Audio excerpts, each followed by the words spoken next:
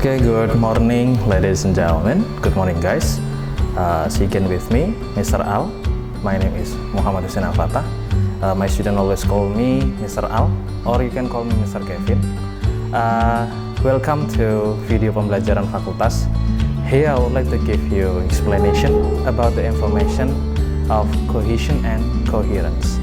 This material belongs to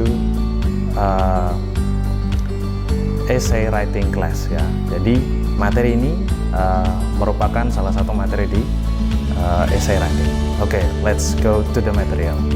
Okay, ladies and gentlemen, now we have cohesion and coherence, but in this session we would like to just only talk about cohesion.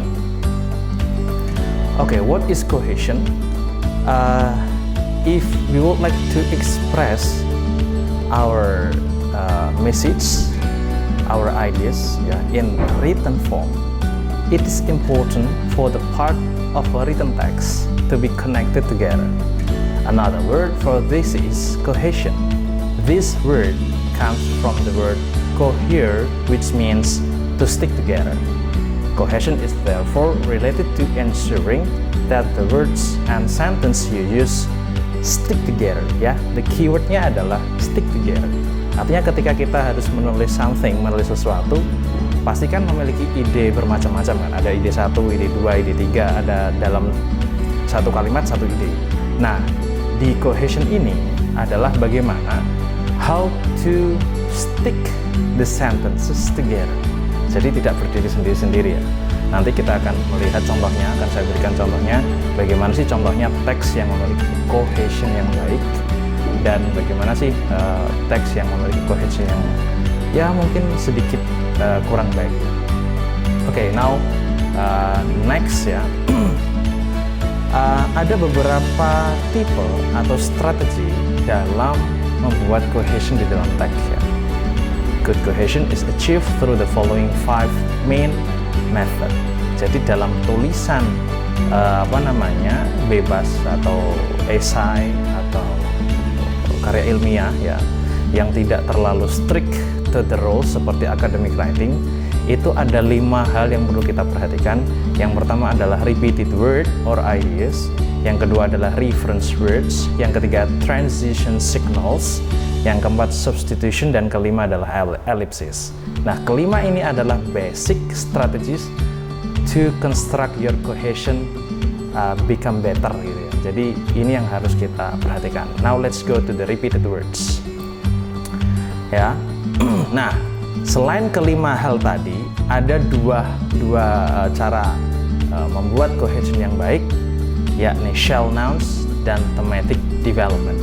Nah, ini hanya kita temui di academic writing seperti menulis skripsi atau jurnal seperti itu ya. Tapi nanti kita tidak secara jauh membahas tentang shall nouns dan thematic development karena materi kita masih essay writing ya, bukan academic writing. Nanti kalau di academic writing baru kita mempelajari apa itu yang namanya shall noun dan thematic development.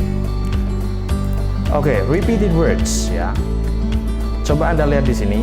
Ini adalah sebuah contoh teks ya. Ini yang ada di sini. Ini adalah sebuah contoh teks yang menggunakan repeated words ya. Oke, definisi di atas ini, one way to achieve cohesion is to repeat words or to repeat ideas using different words atau synonyms. Study the following example repeated words or synonym are shown in bold. Jadi yang dicetak tebal ini merupakan repeated words. Coba kita lihat. Cohesion is an important features of academic writing. Writing di sini ya, ini menunjukkan kepada cohesion. Ini contoh teks ya. Ini contoh teks. Cohesion is an important feature of academic writing. Writing ini menuju ke cohesion. Lanjut ke kalimat selanjutnya. It can help ensure that your writing. Nah, ini kembali writing ya. Ada key point writing lagi untuk menghubungkan kalimat kedua dengan kalimat yang pertama. Writing coheres itu memiliki hubungan dengan cohesion yang di sini dan writing di sini. Stick together ya. Coheres or sticks together. Sticks together memiliki makna yang sama dengan coheres, which will make it easier for the reader to follow the main ideas in your essay or report. Di sini juga ada essay or report ya. Nah, essay or report ini juga mengulang dari writing coheres. Seperti itu contohnya. Ya. Jadi in this example the word cohesion is used several times including as a verb coheres. Kemudian ada the word writing ya, ada report dan essay. Jadi ini contoh repeated words. Kemudian contoh yang kedua, kita menggunakan reference word ya. Reference word are words which are used to refer to something which is mentioned elsewhere in the text, usually in preceding sentence. Contohnya, ini adalah reference word. Ini teks yang sama dengan yang pertama tadi. Cohesion is an important feature of academic writing. It. Nah, it ini menunjuk kepada cohesion. Kemudian di kalimat selanjutnya ada which. Kalimat selanjutnya ada this. This ini menunjukkan 5 important features ya. Jadi adanya reference word ini digunakan agar kalimat yang kita gunakan itu memiliki nuansa yang indah ya, memiliki bumbu-bumbu yang indah. Kalau kita tidak membuat reference, kita mengulangi subjeknya, nah itu tulisannya tidak enak untuk dibaca ya. Kemudian selanjutnya yang ketiga, kita punya transition signals ya.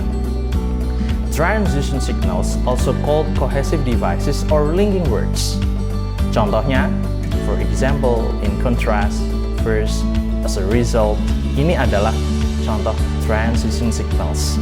Biasanya kalau kita bikin kalimat ya, misalkan cohesion is very important. For example, gitu kan, in contrast, first, as a result, ini adalah bagian-bagian dari transition signals yang bisa kita implementasikan dalam tulisan kita. Harus ya, karena membuat tulisan kita lebih enak dan lebih nikmat dibaca. Nah, selanjutnya adalah substitution. Substitution ini mirip dengan repeat yang pertama tadi, hanya saja dia mengganti kata-kata dengan kata-kata yang lain yang memiliki makna yang sama. Nih saya ulangi lagi. Kalau di sini ada repeated words ya. Sekarang substitution itu mengganti kata-kata di awal dengan kata-kata yang lain yang memiliki makna yang sama. Kita lihat contohnya di sini. Drinking alcohol before driving is illegal in many countries ya. Drinking alcohol. Kemudian di sini kita tulis since doing so. Doing so ini adalah menunjuk ke drinking alcohol. Jadi ini sebenarnya sama dengan repeated words, tapi kita ganti dengan kata yang lain. Substitution, betul-betul berbeda. Bahkan mungkin satu kata bisa diganti dengan satu klausa atau satu kalimat. Gitu ya. Misalkan saya pintar, saya tidak bodoh, itu kan dua hal yang berbeda, tapi kita masukkan dalam tulisan kita. Untuk apa? Untuk lebih mengindahkan. Kalau bahasa Maple itu ada finishing touch-nya ya. Itu substitution. Kemudian yang terakhir ellipsis ya. Ellipsis means leaving out one or more word because the meaning is clear from the context. Jadi ellipsis itu sama dengan substitution, tapi dia substitusinya dengan zero. Contohnya seperti ini. Langsung ke contoh di teks ini ya. Cohesion is an important feature of academic writing. It can help ensure bla bla bla sampai endingnya di sini. Yang keempat adalah the third is ya. The third is substitution.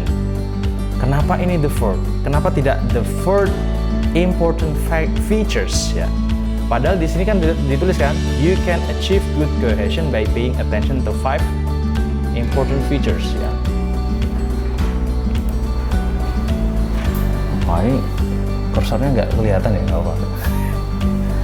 Ya, jadi kalau Anda lihat itu 5 important features di baris ketiga itu kan 5 important features, kemudian ada the fourth is. Nah, harusnya kan the fourth feature is, tapi kenapa kita pakainya the fourth is?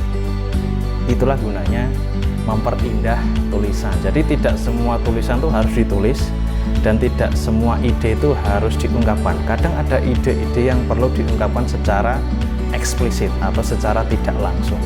Nah, ini yang membuat pembaca akan